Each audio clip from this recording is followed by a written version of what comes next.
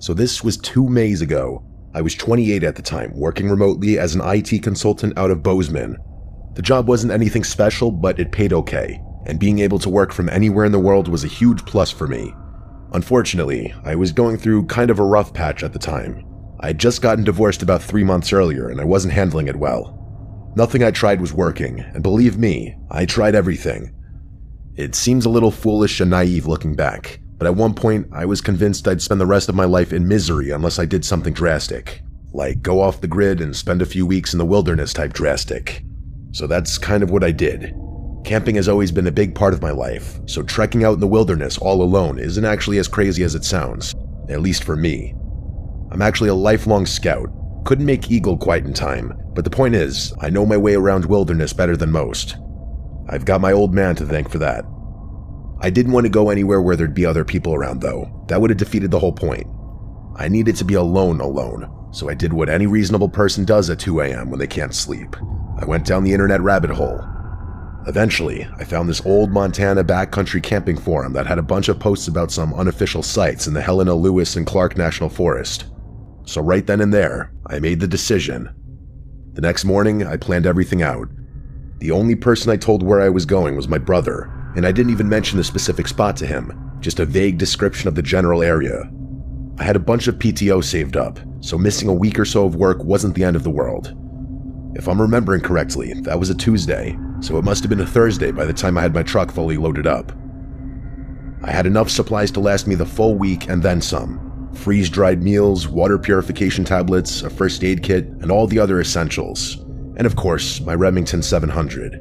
I'm not a gun nut or anything, but you don't go that deep into the Montana wilderness without protection from wildlife. The drive out there was about 4 hours from Bozeman. First 3.5 were easy. Highway to county road to Forest Service Road. That last bit though, what a headache. My GPS kept trying to reroute me because the service road I needed wasn't in its system. After some painful backtracking and double-checking the descriptions of some of those online posts, I found this overgrown trail that seemed to match up with what someone had written. Twice I had to stop to move branches and other debris that were blocking the path. My truck's a decent 4x4, but I was starting to worry about getting stuck.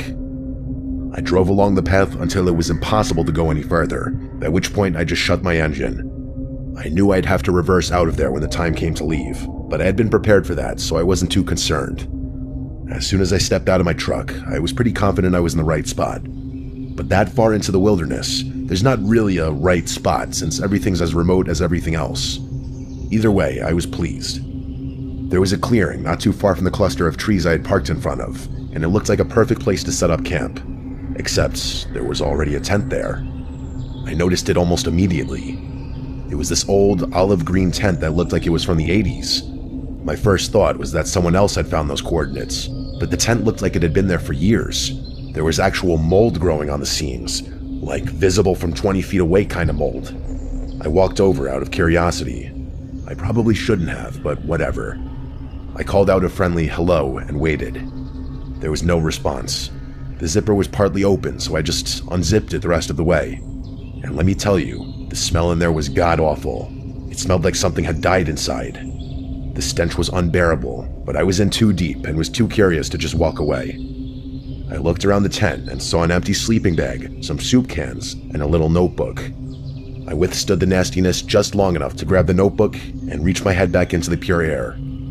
There wasn't anything else in the tent besides what I already mentioned, so I didn't see the need to keep investigating. But something was making that smell, which I didn't really understand.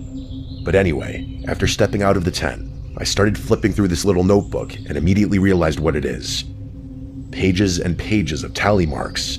There must have been hundreds of them in there, all in groups of 7. The last page had 42 groups, which is over 8 months.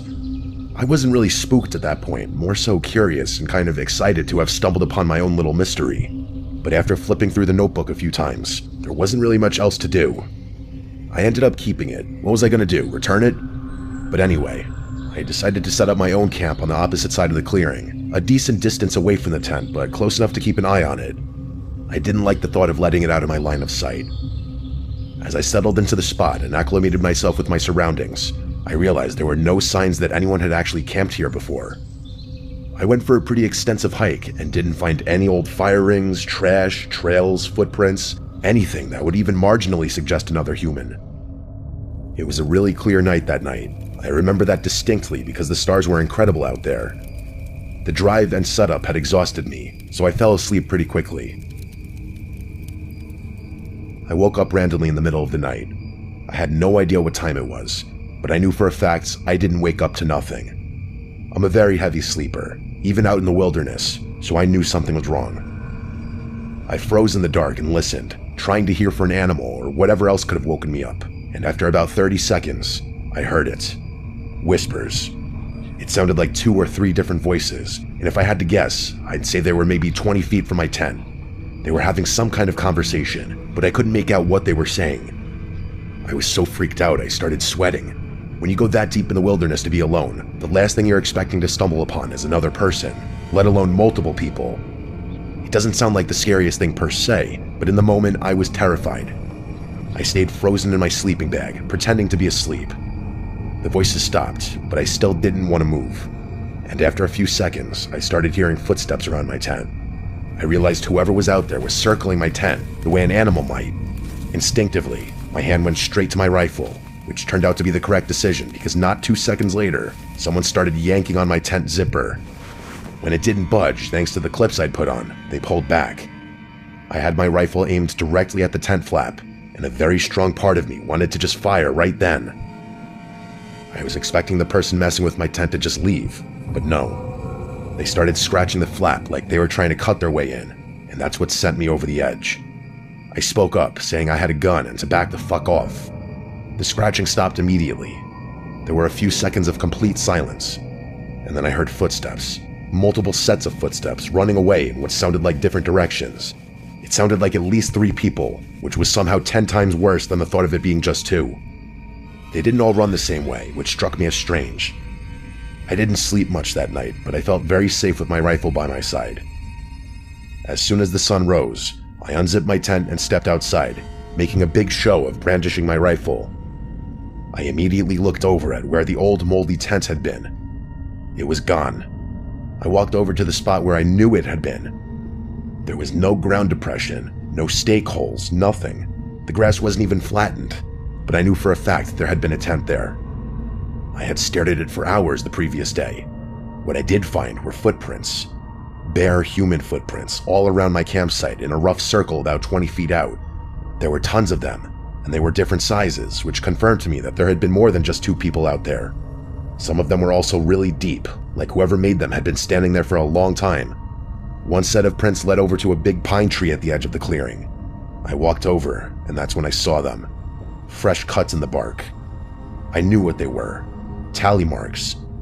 7 groups of 7, and the start of an 8th group. Just like the notebook. I just kind of stood there, trying to make sense of it. The notebook had been counting something for over 8 months, and now there were fresh marks on this tree, right next to my campsite. I didn't want to think about what that meant. It gets much, much worse though, because as I was backing away from the tree, I noticed something else.